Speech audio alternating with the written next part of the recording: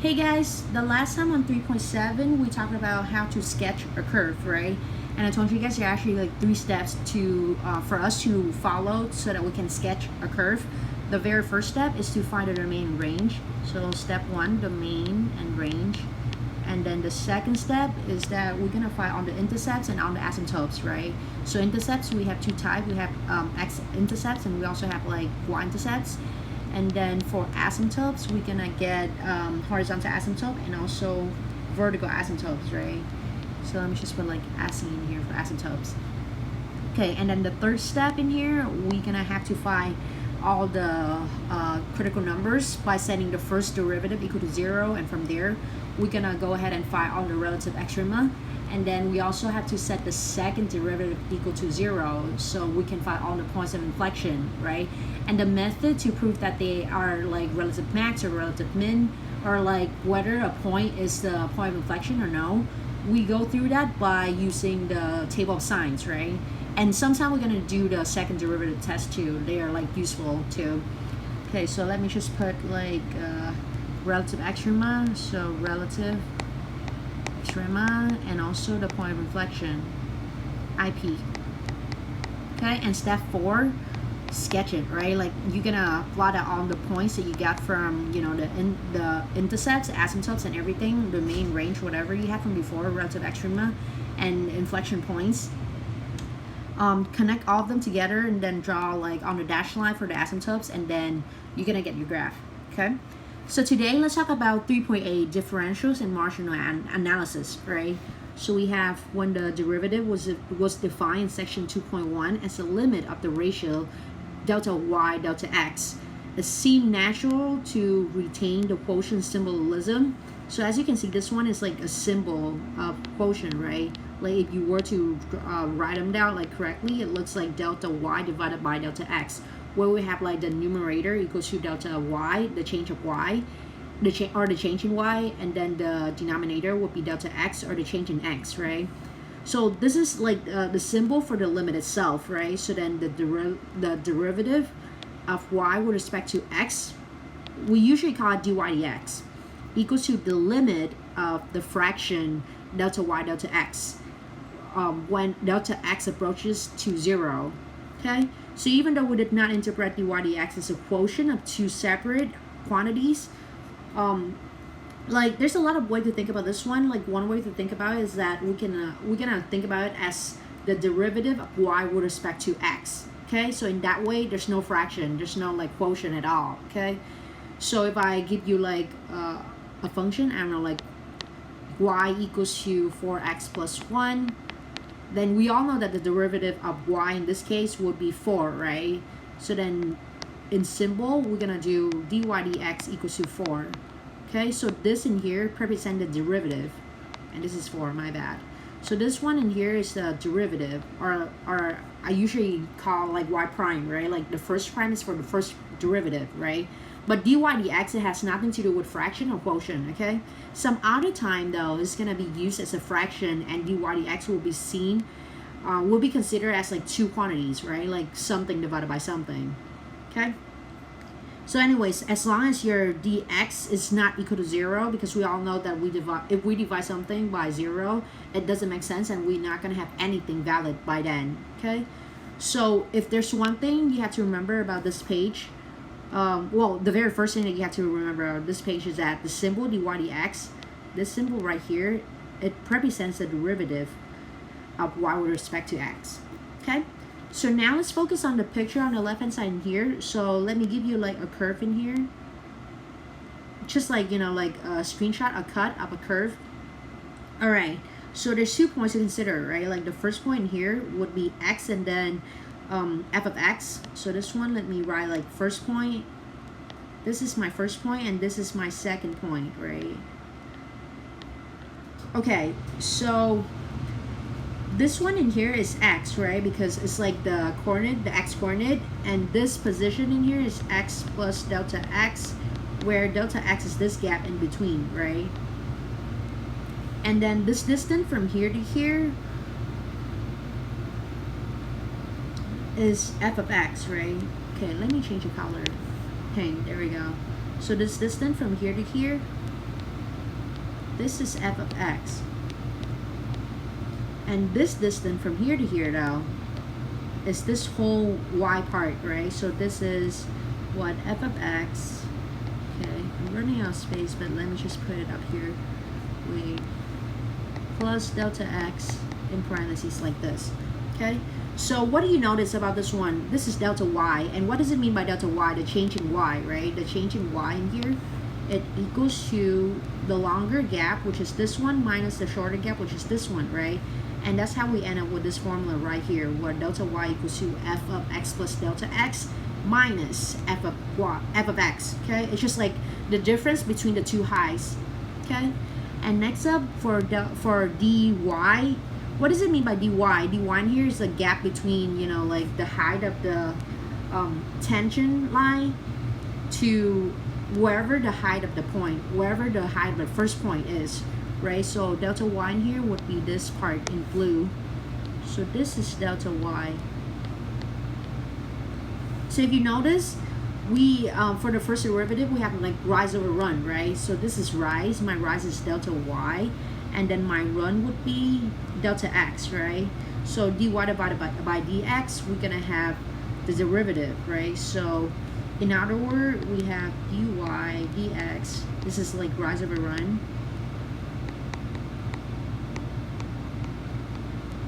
Okay, it equals to the first derivative of f. And if you multiply dx to both sides, you're gonna get dy equals to f prime of x times dx. Just like how we have the formula right here. Okay, so notice that near the point of tangency, which is this point here in brown, this is the point of tangency. The graph of f is very close to the tangent line, right? Like they almost close to the same thing, right? Like the red curve in here, and then the fading like brown, no, not brown, gray, there we go, the gray tangent line and the red curve, they are really close to be the same, near toward like the tangent point. Okay, so then this is the essence of the approximations used in this section. In other words, near the point of tangency, dy is the same thing as delta y approximately. Okay, so let me clear out some information in here so then the picture looks like cleaner. Okay, if you notice, so toward the point of tangency, I put it in brown, so let me put it back in brown. Toward the point of tangency, the big distance in here, this distance in here, it is the same thing at this distance in here when this point is coming closer and closer to the point of tangency. Okay, like the red distance and then the pink distance, they almost the same thing when we get toward the point of tangency. Okay, so this is actually a big statement that we're gonna learn and we're gonna prove in the next example. Okay, so then this tangent line approximation is the basis for most applications of differentials, and we're gonna talk about the reason why. So let's prove it. Differentials, the first objective of today. Let y equals to f of x represent a differentiable function. The differential of x denoted by dx is any non-zero real number, because like I said, usually we're gonna have like dy over dx, right? And because dx is our denominator, it cannot be zero. That's why dx is usually given to be a non-zero real number. Okay, and then the differential of y denoted by dy is dy, which equals to f prime of x dx. Okay, so this formula we had it from before, so let me highlight it so then later on we all like can use it. And then another important formula that I boxed like earlier is the formula for the delta y. So let me just write that formula right here really quick. So delta y equals to f of x plus delta x minus f of x. Okay, now that we have the two formulas, let's talk about the first example. So the task in here is asking us to compare the values of dy and delta y, and we have to write the answers to 4 decimal places, right? So before we can compare them, we have to calculate the value of them, right? So we have to find dy and we have to find delta y, right? How can we do that? Well, we have two formulas for in here. The red highlight tells us a formula to find dy, and then the pink writing in here tells us how to find delta y, right? So let's talk about the working here. Okay, so let's find dy first because it's easier, it's shorter. Okay, so as you can see for dy formula in here, we need the first derivative, right? So let's do the first derivative first. Okay, so y in here has the root form, right? And there's no way for us to know how to do the derivative of the root form, so we have to rewrite it. So the first step in here is that I'm going to rewrite y as x to the 1/3 minus 1. Okay, and then now I'm going to take the derivative of it, which means that I'm going to have like 1/3 and then square root, no. Okay, let me take it slow. So this is like x to the negative 2/3, right? And then the negative 1 will become 0 because it's a constant, right? So then we can apply the constant rule when we take the derivative in here. And then now we have to rewrite it, so it's going to look like 1/3, and then this one is like the cube root of x squared. Okay? And then now what's next, right? So this in here, just to confirm about the notation in here, if you see y prime, it's also mean f prime, right? Like they the same thing pretty much. So don't get confused between them. Okay? So now let's moving on to the next step, and let me put it in green so that you can tell like which step is which. Okay, to find dy in here, it equals to first derivative, which is 1 divided by 3, and then cube root of x squared, and then times dx, right? Okay, so what do we know in here? We know that, let me put it in, I don't know, brown. Okay, we know that delta y and delta x equal to, delta x and dx equal to negative 0.01. And on top of that, we also know that x equal to negative 2, right? So in here, let's plug in all the numbers, right? So the 3 is just 3, and instead of writing x, I'm gonna write negative 2 in here, square, and then times dx in here, which is negative 0.01, right? Putting everything together in the calculator, I'm gonna get, what is it? Negative 0.0021. Okay, so then this is like done for dy, right? Like we got it done. And now let's talk about delta y. Let me put it in pink. So this is the third step, right? So delta y in here, it equals to f of x plus delta x minus f of x, right? So x plus delta x, it means that we're gonna do negative 2 plus negative 0.01 minus f of negative 2, right? So this one in here, in short, it equals to negative, okay, let me do it step by step then. Okay, it equals to f of negative 2.01 minus f of negative 2, and if you were to plug in negative 2.01 into the very original function, this function in here, you're gonna get, what is it? Okay, let me write out the full word just in case like anyone get confused. So this is like the cube root of negative 2.01 minus 1 on the outside. So let me write a cube root smaller. Okay, and then minus 1. Okay, so this is the first term, right? And then minus the second parentheses is for the second term. Cube root of negative 2 and then minus 1. Okay, so in case you guys get confused, let me highlight this one in yellow and the other one, I don't know, orange. Okay, and then next step, we're gonna break out the parentheses and then we cancel the like terms. So this and that canceled out, and then we put everything into the calculator, and you're gonna get something like negative 0.0021. Okay, so what do we get in here? For dy, I have negative 0.0021, right? And then for delta y, I get the same thing. So the conclusion in here, let me put it in blue. The conclusion in here to compare the values of dy and delta y, we're gonna say dy equals to, or like approximately equals to delta y. And that's all we do, okay? As for your part, let me put a green star in here. Okay, and again, this is like same thing, right? Like, do you have the formulas right here? You just plug them in, and then you compare the answers, and then you're done. Okay. So now let's move on. Oh yeah, there's a picture for us to compare, right? So I almost forget about it. Okay, so the picture in here, this is the graph that I put it there to show you guys. Okay, so just imagine you're gonna have 2 points, right? The very first point that we're talking about is the point that has x equal to -2. So this is the first point that we have. And if you were to plug it into y, you're gonna get its y value. Okay, and then the second point, which is like -0.01 away from it, this is the second point, right?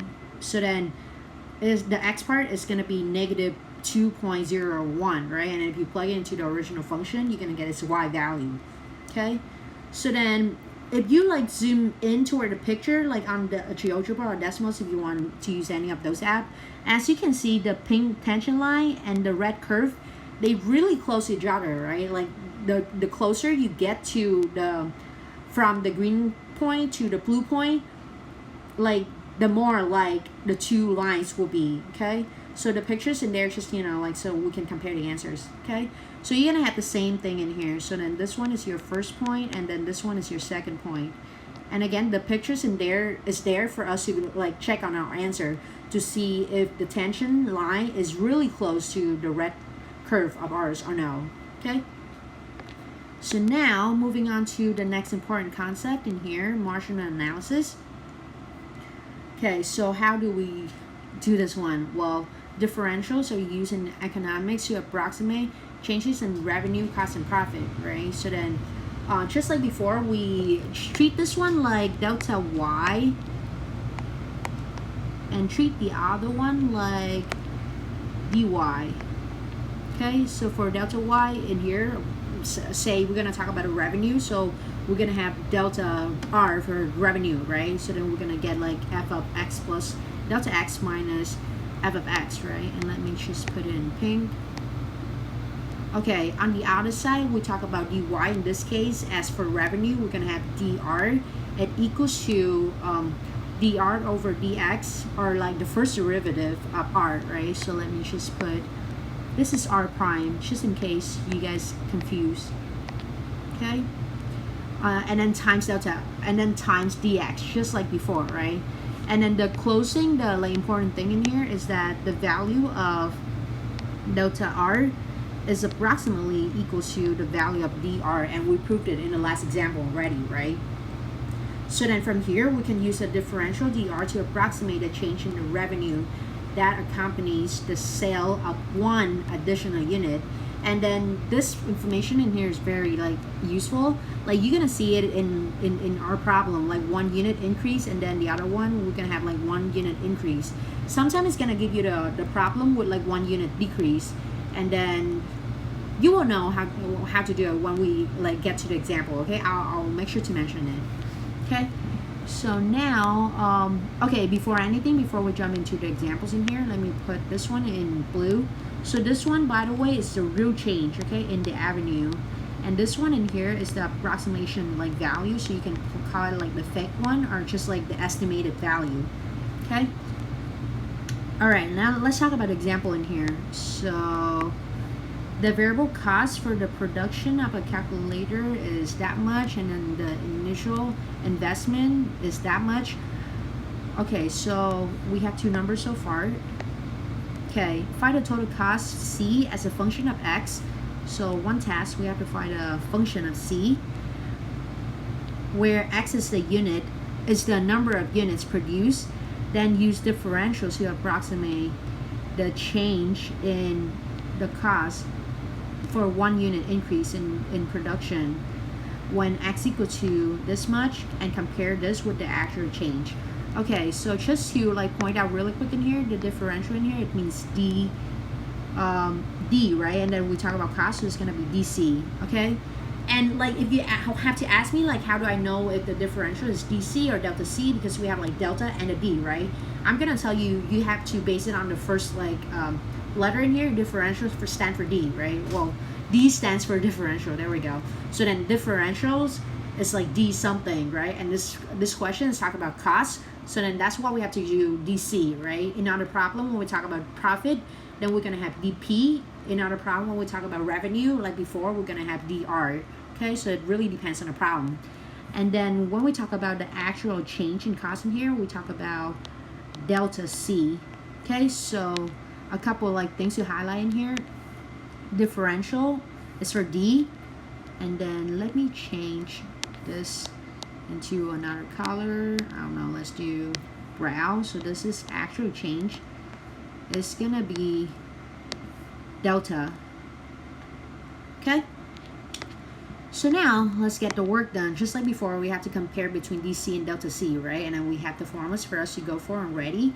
So let's do them, right? So first thing first, let's take the derivative of cost function. But wait, we don't even have the cost function. So first step first, let's compute the cost function. Okay, so how can we compute a cost function? Well, cost function in here equals to we have like two numbers, right? And one of them have to attach to X.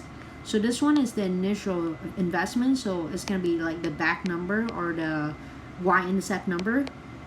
And then the first number, 14.25, is the price for one calculator, right? So usually it's like per calculator. That's why it's gonna be attached to the X, okay? And it's gonna be our slope. So it's gonna look like this, okay? So let me take out the two arrows in here. So we're done with this and we're done with that. Okay, so now that we have the function, the cost function, we're gonna just check the derivative of it. So C prime, it equals to 14.25. And now that we have C prime in here, let's talk about dr. So let me put dr, or like dc in this case, in blue. dc equals to C prime times dx. So that equals to 14.25 times delta x, and delta x in here is 1. How do I know that? Because they're talking about 1 unit increase, right? So that would be like the change in x, okay, which is dx. Okay, so if you put it into the calculator, or if you do it like mentally, you're gonna get 14.25. So this is it for dc, right? And now let's talk about delta c. Well, it equals to what? It equals to f of x, and x in here is 50,000, right? And then the change in here plus delta x, which is like 1, just because we have 1 unit increase. And then we do minus f of 50,000. Okay, just like before, this equals to f of 50,001 minus f of 50,000. And if you input all that into the calculator, you're gonna get 14.25 approximately if you were to route it to 2 decimal places. Okay, and if you notice, well, what do you think? The answer in here, the comparison shouldn't be like super like surprising, right? dc in here equals to delta c. Okay, so this is our conclusion, the last part, when we compare the actual change to the differential. And again, this one in here for the is for the differential. Okay, and then this one in here is for the actual change, just in case you guys cannot tell the difference between which one is which. Okay, and then this part is yours. It's gonna be like similar to my part, I promise. It's gonna be easy, but in here it looks like you have to get like the what is it, the point slope form, or like the point intercept form. Just a heads up in here, these two go together as a point, and then these two go together as a point, right? But then watch out for the word decrease, right? Because it means something else. So make sure if you don't know how to do this one, contact me, or if you like have the work done, but then you're not sure if your work is right or wrong, email me, text me, let me know, okay? And now let me take some work out the page so that I can fill out the table in here. Alright, so this one is like the quick review for like what we have done in the past with the differentials or the derivatives. Okay, so this one constant multiple, right? So say you're gonna have like 4x, and then we have to take the derivative of it. Well, we all know that the 4 will be like brought out, and then we have to only focus on the derivative of x, and eventually it equals to 4 times 1. So the final answer in here will be 4, right? So this is the constant multiple rule, right? In other words, the c in here will be brought out, and then we end up having du as for the derivative of u. Okay. Similarly, for the sum and for difference rule, we're gonna have du in here, and then plus minus depending on the problem you have. plus and then the derivative of the second term. Okay, for the product rule, it's apply the same thing, but instead of having f and g, now you're gonna have u and v. Okay, so it goes like the derivative of the first term times the original second term, and then plus, because we talk about product rule, and then the original first term times the derivative of the second term. Okay, quotient rule, same thing as before, is like u prime v minus uv prime, and all divided by v squared, because in the past we divide everything by g squared, right? If you were to have like f over g. Okay, and then constant rule in here, the derivative of any constant in here equal to 0. Okay, so this one is like no question, right? So say the derivative of 4 is 0, derivative of, I don't know, like 1,000 is 0, a derivative of negative 0.00010 in here is also like 0, right? Because they are all just constant. And then lastly, we have power rule in here, so it is, we're gonna bring down the power like to the front, and then the new power will be minus 1. Okay, and then lastly, we have to attach dx. Why do we have to attach dx in here? Because we're talking about the derivative with respect to x. Okay, so this is on the formulas that we learned from before, but in just, like different notations. Okay, and let me put back the green star just before I forget it. And then the last page in here, this one is optional in terms of, like business major. I put down the work in here, but I'm not going to go too much about it because I'm not going to test you on this one. But just for fun, if you want, you can read it. Okay, and again, if you have any questions, let me know. All right, thank you for your listening. Take care and have a great day. Bye-bye.